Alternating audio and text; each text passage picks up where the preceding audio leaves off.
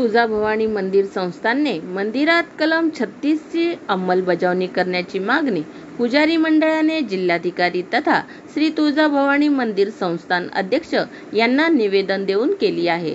श्री तुळजाभवानी मंदिर संस्थानमधील कामकाज हे कवायतप्रमाणे चालते।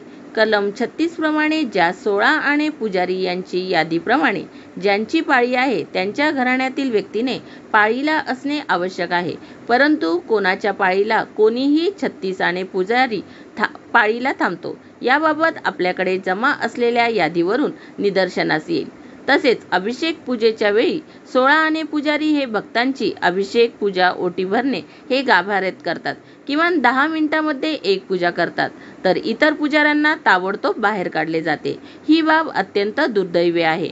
मंदिराच्या गाभाऱ्यात मंदिर प्रशासन, सुरक्षा रक्षक, 16 आणे पुजारी यांनी संगनमत करून आर्थिक व्यवहार करून राजरोसप्रमाणे दुजाभाव करीत आहे। श्रीदेवीच्या समोर उभे राहू नये, बाजूस उभे राहून अभिषेक घालावेत असे ठरले। त्याची अंमलबजावणी कोविड कालावधीपर्यंत होत होती, ती पुन्हा सुरू करावी।